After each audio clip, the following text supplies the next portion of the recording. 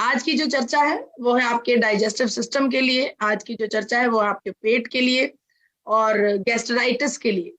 देखिए, आप सबको बताना चाहती हूँ कि भारत में 25 से 35% लोग गैस्ट्राइटिस से ग्रस्त हैं। हर किसी को, हर घर में जिसको भी आप पूछेंगे वहां पर किसी को गैस की समस्या है, किसी को ब्लोटिंग की समस्या है, किसी को अच्छे से डाइजेशन नहीं हो रहा, किसी को कॉन्स्टिपेशन की समस्या है।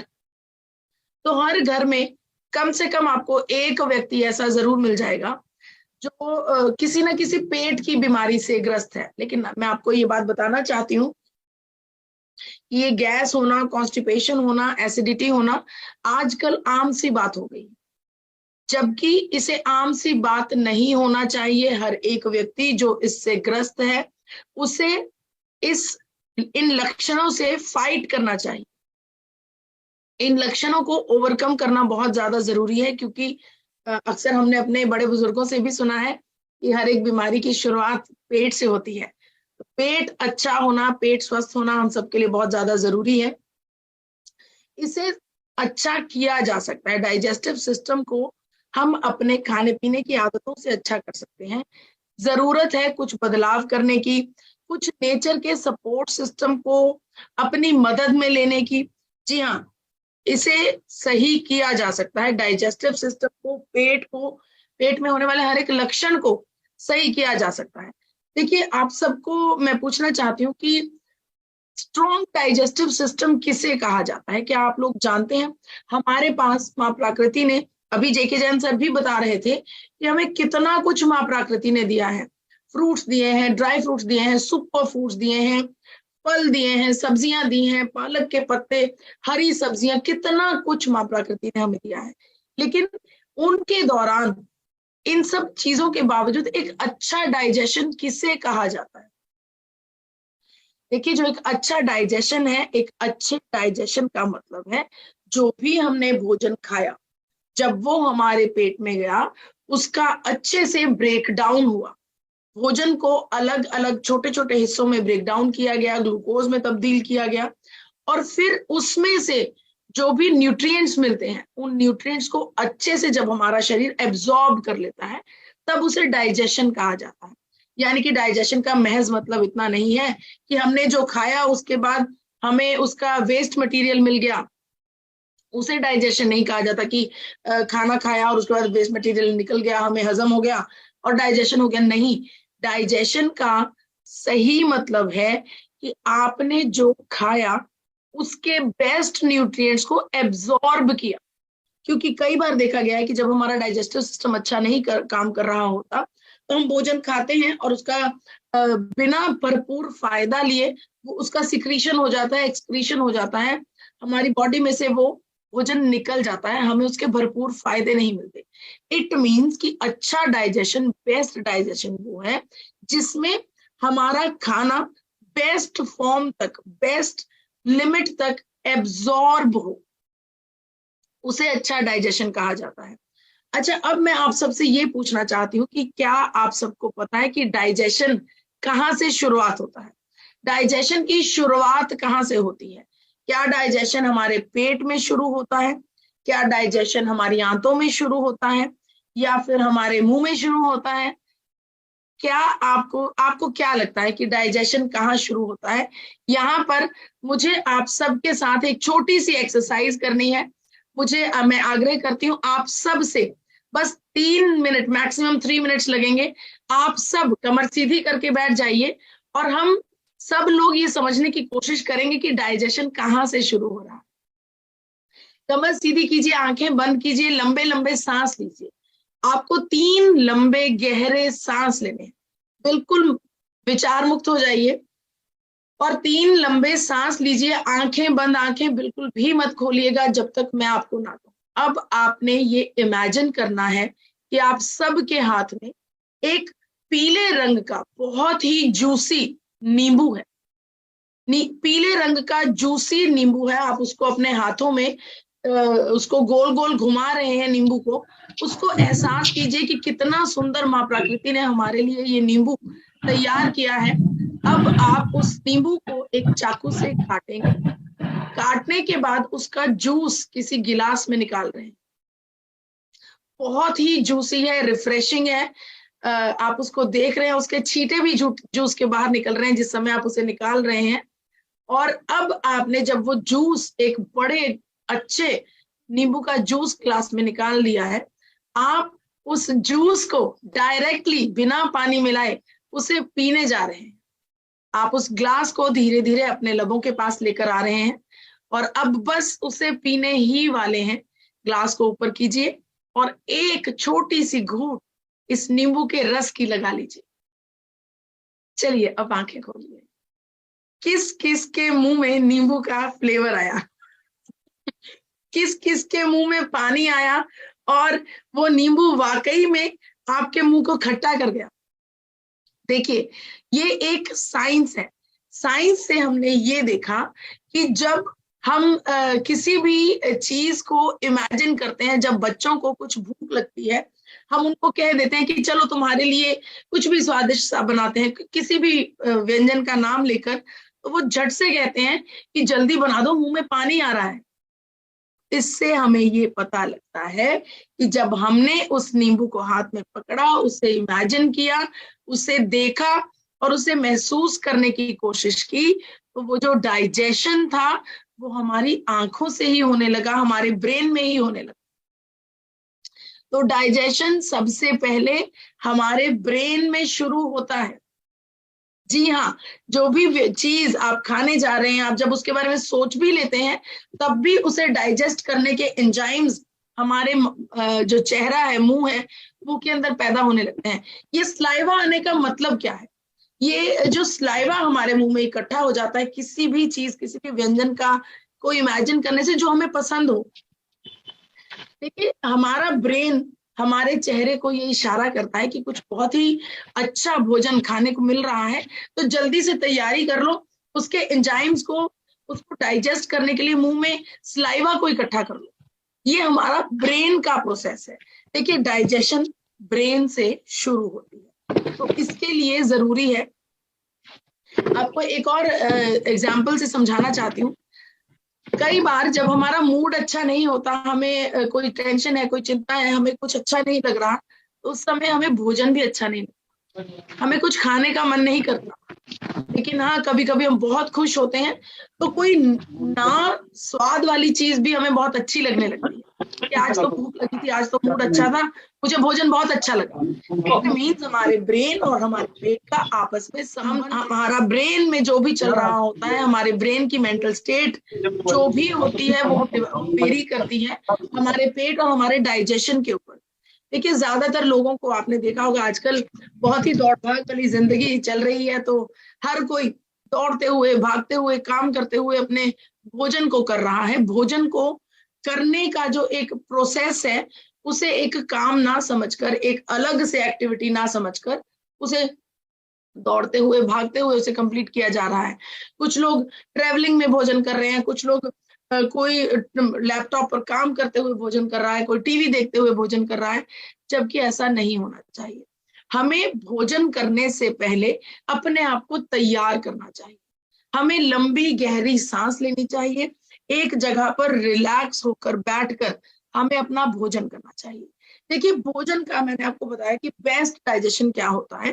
बेस्ट डाइजेशन होता है जब हमारे भोजन के सभी खास न्यूट्रिएंट्स हमारे शरीर में एब्जॉर्ब हो जाए। अब उसको एब्जॉर्ब करने के लिए आपको मैं बताना चाहती हूँ कि एक अच्छे डाइजेशन के लिए, बेस्ट एब्जॉर्प्शन के लिए सबसे ज्यादा जरूरी है भोजन को अच्छे से चबा कर खाना। भोजन को जब हम अच्छे से च्यू करके खाएंगे अपने मुंह के अंदर, आपने अक्सर बार सुना होगा कि भोजन को कम से कम 32 बार चबाइए। इस फैक्ट के पीछे वाकई में एक तथ्य है, साइंटिफिक रीजन है। जब हम अपने भोजन को अच्छे से चबा कर खाते हैं तो भोजन का डाइजेशन का जो काम है वो उसको अपने मुंह में ही अपने दांतों द्वारा बार बार च्यू करके हम उसको जूसेस में तब्दील कर लेते हैं, जो कि काम हमारे अंदर, हमारी आंतों के अंदर जाकर होना है। जब हम उसे मुंह में ही कर लेते हैं तो हमारा भोजन जल्दी से डाइजेस्ट होता है और उसके बेस्ट न्यूट्रिएंट्स हमारे शरीर में एब्जॉर्ब होते हैं। तो चलिए, सबसे पहले मैं आपको कुछ टिप्स बताना चाहती हूँ कि अच्छे डाइजेशन के लिए भोजन को किस प्रकार से हम भोजन को लेना चाहिए, कौन कौन सी प्रैक्टिसेस को हमें इस्तेमाल करना चाहिए। सबसे पहली बात देखिए, जब हम बात करते हैं कि भोजन को ज्यादा चबाना चाहिए, तो आप अपने भोजन को छोटे छोटे पीसेस का हिस्सा बनाइए। अगर आप रोटी खा रहे हैं तो कोशिश कीजिए आपका बाइट साइज छोटा होना चाहिए, ताकि छोटे बाइट साइज को जब आप बार बार च्यू करेंगे तो 30 से 32 बार के बीच में वो जो है अच्छे से उसके जूसेस निकल जाएंगे और वो अच्छे से बिल्कुल ब्रेक डाउन हो जाएगा। तो सबसे पहला रूल अच्छे से खाने को खाने का है कि भोजन का साइज छोटा होना चाहिए। दूसरी बात, जब भी आप खाना खाएं, कोशिश करें कि मुंह को बंद करके आप उस भोजन को च्यू करें। जब हम मुंह बंद करके किसी भी भोजन को च्यू करते हैं, चबाते हैं, तो हमारे मुंह के अंदर जो स्लाइवा होता है वो हमारे भोजन के साथ घुलने मिलने लगता है, जिसकी वजह से बेटर डाइजेशन होता है। हमारे भोजन में जूसेस अच्छे से जो है उसमें तब्दील हो जाता है और हमें डाइजेशन में बहुत ज्यादा मदद मिलती है। इसके अलावा हम जान ही गए हैं कि भोजन को 32 बार चबाना चाहिए। शुरुआती समय में अगर आप इस प्रैक्टिस को करने की कोशिश कर रहे हैं, तो हो सकता है कि आप 32 बार जब तक च्यू कर रहे हैं तब तक भोजन सारा खत्म हो जा रहा है, वो अंदर निकल जा रहा है। लेकिन कोई बात नहीं, आप इस प्रैक्टिस को लगातार जारी रखें। अगर आपको लगता है कि 32 बार आप नहीं कर पा रहे, तो 20 से शुरुआत कीजिए। 20 बार उसको चबाइए, उसके बाद 25 बार शुरू कीजिए, फिर 30 और 32 तक आप आराम से पहुंच जाएंगे। 32 बार चबाने से वाकई में हमारे पेट का, हमारी आंतों का इम्पोर्टेंट काम हम अपने मुंह में ही कर लेते हैं, और इसका फायदा आपको बस 3 से 4 दिनों में आपको अपने डाइजेस्टिव सिस्टम में नजर आने लगेगा। आपकी बॉडी में से जो वेस्ट मटेरियल है वो खूब अच्छे से, आपका पेट क्लियर होगा और आपका बॉडी अपने आप को बहुत हल्का महसूस करेगी। जो चौथा टिप है, जो चौथा अच्छे डाइजेशन के लिए एक टिप की हम बात कर सकते हैं, वो ये है कि आपको भोजन करने से 30 मिनट बाद पानी पीना चाहिए। भोजन, कुछ लोग भोजन के बिल्कुल साथ साथ गुट गुट पानी पीते हैं, वो नहीं करना चाहिए। जैसा कि हम सबको आप जानते ही होंगे कि जब भी हम भोजन करते हैं, हमारे अंदर जो डाइजेशन का प्रोसेस होता है उसे हिंदी में जठराग्नि कहा जाता है। यानी कि हमारे पेट में गर्माइश पैदा होती है, जिसकी वजह से जो न्यूट्रिएंट्स हैं वो एब्जॉर्ब करने में मदद मिलती है। और जब हम पानी पी लेते हैं तो वो जठराग्नि जो है वो बीच में ही बंद हो जाती है, खत्म हो जाती है, जिसकी वजह से भोजन अच्छे से डाइजेस्ट नहीं होता और हमारे पेट के अंदर वही भोजन पड़ा सड़ने लगता है। इसके अलावा आप अगर मैं आपको कहूं कि जैसे बादाम है, बादाम को भी जब आप च्यू करेंगे 30 से 40 बार, तो आप देखेंगे कि वो बादाम का जो बादाम होता है वो बिल्कुल क्रीमी हो जाता है, बिल्कुल जूसी हो जाता है। इससे आपको एहसास होता है कि वाकई में 30 से 40 बार च्यू करने पर हमें कितना, आयुर्वेदा में भी कहा गया है कि chewing is the key to have a strong digestive system. अगर हमें अच्छा अपनी पाचन क्रिया को रखना है तो सबसे पहला रूल है भोजन को अच्छे से चबाना। So you are what you digest. आपने अनेकों बार सुना होगा कि you are what you eat. No, it is not that. जब हम कुछ भी खाते हैं, अगर हम उसे डाइजेस्ट नहीं कर पा रहे, उसके बेस्ट न्यूट्रिएंट्स को एब्जॉर्ब नहीं कर पा रहे, तो उसको वो खाने का हमारी पर्सनालिटी से कुछ मिलाप ही नहीं होगा, उसका कुछ हमारी पर्सनालिटी से कुछ मिलेगा ही नहीं। हाँ, अगर हम जो भी खा रहे हैं वो अच्छे से डाइजेस्ट हो रहा है, उसके सभी न्यूट्रिएंट्स हमें मिल पा रहे हैं, तब उसका इफेक्ट हमारे ऊपर जरूर आएगा। तो जी हाँ, you are what you digest. जी हाँ, आपको डाइजेस्टिव सिस्टम का भरपूर ध्यान रखना चाहिए। कई बार ये भी देखा गया है कि जब हम भोजन को अच्छे से चबाकर करते हैं तो हमारा वजन कम करने में भी हमें मदद मिलती है, क्योंकि हमारे पेट को, हमारे डाइजेस्टिव सिस्टम को, हमारे जीआई ट्रैक्ट को, गैस्ट्रोइंटेस्टाइनल ट्रैक्ट को बहुत ज्यादा मेहनत उस भोजन को डाइजेस्ट करने में नहीं करनी पड़ती। तो ये हमें वजन कम करने में भी हमारी मदद करता है। इसके अलावा आपको एक और बात बताना चाहती हूँ, आपने अक्सर इस चीज का एहसास किया होगा कि हमें भोजन, जब हम भोजन को धीरे धीरे चबाकर करते हैं तो आपको एक एहसास होता है, खाना खाते समय अक्सर आपको ये एहसास होता होगा, अरे पेट भर गया बस और नहीं खाना है। ये जो एहसास है पेट भरने का, ये हमारे ब्रेन से सिग्नल आता है हमारी बॉडी में कि हमारा पेट भर गया है। अब ये वजन कम करने में हमारी मदद कैसे कर रहा है? जब हम धीरे धीरे भोजन को चबा कर करेंगे, समय लगाकर भोजन को खाएंगे, तो जैसे ही पेट भरेगा, हमारा जो ब्रेन है वो सिग्नल झट से हमारी बॉडी में आ जाएगा और हमें वो पेट भरने का एहसास होने लगेगा।